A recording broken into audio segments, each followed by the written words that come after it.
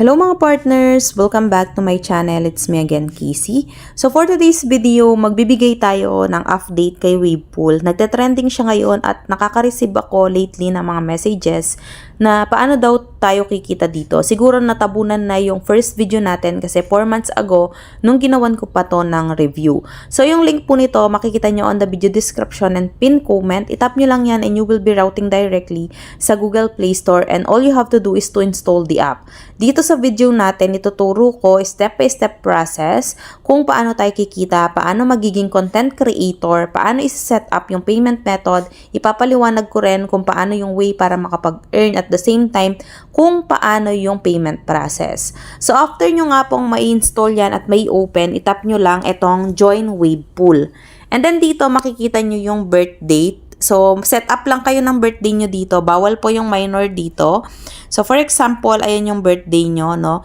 And then, after that, ang gagawin nyo is i-confirm nyo lang yung age nyo and tap nyo lang itong confirm to agree on their terms and condition. Dahil may account na nga po ako dito is mag-login na lang po ako.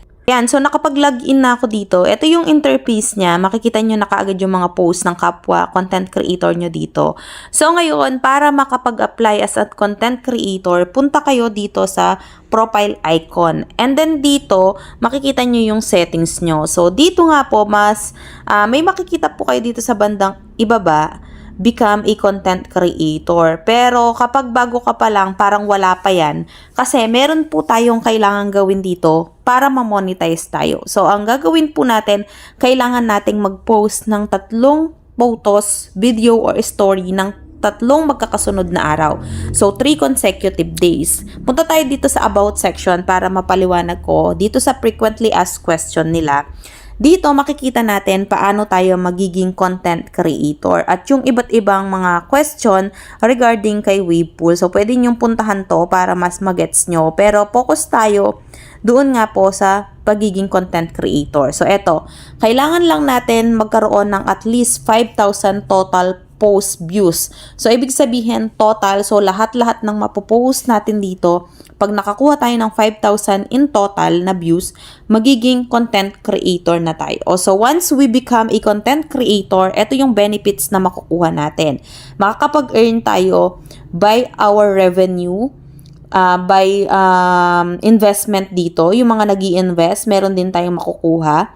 Tapos, yung super like. So, balik tayo sa ating profile para mas mapaliwanag ko po sa inyo ng mabuti.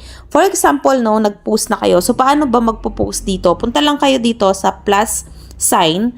And then dito, pwede kayong mag-join sa mga island na nandito. So, pwede po kayong mag-join sa island ko, Casey Earnings. Tap nyo lang yan.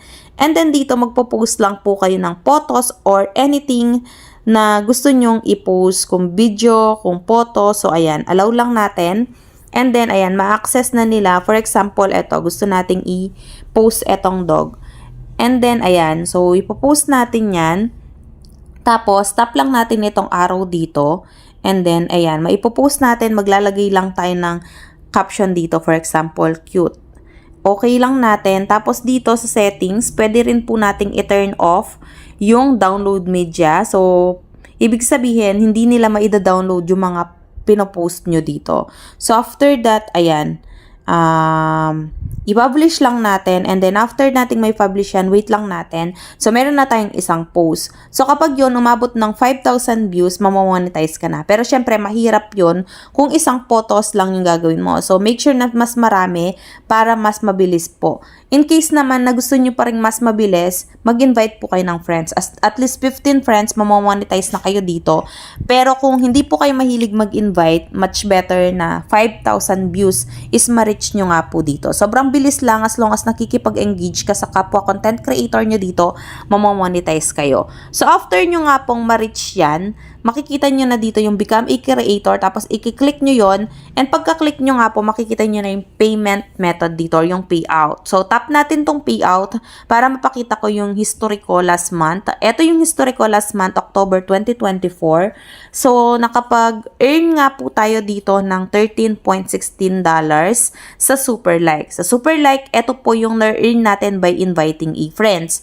Uulitin ko, yung super like is by inviting e-friends. Tapos yung other revenue, ito yung total income natin from our views. And then yung bonus, ito naman po yung nakukuha natin na sinasabi kong investment. Yung mga nag-i-invest dito kay Wavepool, binibigyan din tayo ni Wavepool ng bonus. So, ayun. Ayun yung maganda dito. Tatlong way para makapag-earn ka. It's either other revenue or bonus.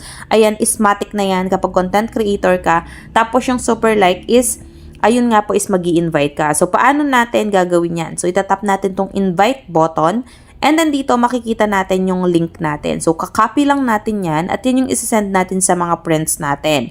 So, after nilang may click yung link nyo at may download yung application, makikita nyo na may lilitaw ng invited friends. Andito na yung mga friends list mo. So, itap mo lang yan. And then dito, hindi mo kaagad makukuha yung super like.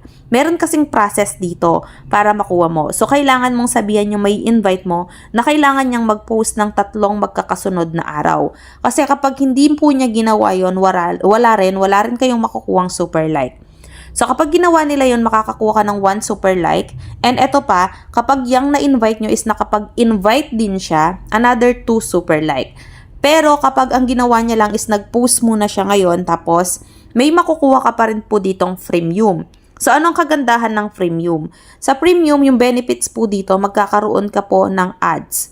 So, parang mabuboost yung mga post mo para makita ng ibang content creator. So, in that way, mas malaki yung revenue na makukuha mo. So, mas maganda na naka-premium din po kayo dito. So, para makuha nyo ng libre yan, mag-invite kayo ng friends. Pero kung ayaw nyo namang mag-invite, merong shop dito. Makikita nyo po dito na pwede kayong bumili ng premium super like or super like dito.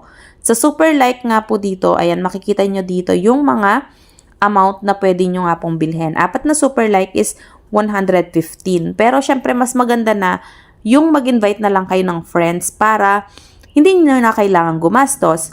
So, mag-post lang kayo para nga po may mga ma-invite kayo.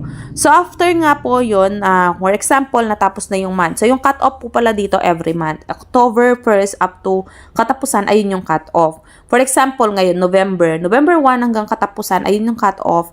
And then, maghihintay tayo ng November 15 para pumasok, or December 15, para pumasok yan dito sa unpaid earnings natin. So, minimum of $5 po ito. So, for example, November 1 to November 30, tapos na yung cut-off. So, papasok siya December 15 dito. And then, after that, kapag pumasok na yan, magiging clickable na yung withdraw button dito. Pero, syempre, bago nyo i-withdraw, kailangan nyo munang i-edit yung payment method nyo. So, itatap nyo po itong parang lapis dito. Tapos dito ilalagay nyo lang yung email address ng PayPal nyo. Tapos piliin nyo lang kung personal ba yan or business account ba ng PayPal nyo. Tapos first name, last name, number, yung country, address, and then postal code nyo. Tapos isave nyo lang siya. Once na isave nyo na and then nakita nyo na nandito na yung available balance nyo, itap nyo lang tong withdraw. And then mawi-withdraw na yan. Papasok yan dito sa parang payout na to, pero hindi pa po siya papasok sa PayPal kaagad, no? So, maghihintay pa po kayo ng 7 days, pero minsan, hindi man umaabot ng 7 days, napaprocess siya within 3 to 5 days. So, for example, pumasok siya ng December 15, nirequest mo siya ng December 15, naghihintay ka pa ng up to December 20 or December 22. So, hintay po kayo ng up to 7 days bago siya pumasok sa PayPal. Ngayon, ipapakita ko yung proof ko na na-receive ko yung aking withdraw last October. Eto, makikita nyo, November 15 to sa Wavepool, receive money. Ganun po kasimple kung paano tayo makakapag-earn, and I hope na mas naintindihan nyo po today yung ating review about dito nga po kay Wavepool. So kung wala pa kayong account, grab the opportunity kasi baka balang araw maging kamukha siya ng Facebook na malaki na yung kailangan mong views bago ka ma-monetize dito. So I think that's all for today's video. I hope na meron nga po kayo natutunan. See you on my next video. Have a nice day. Goodbye!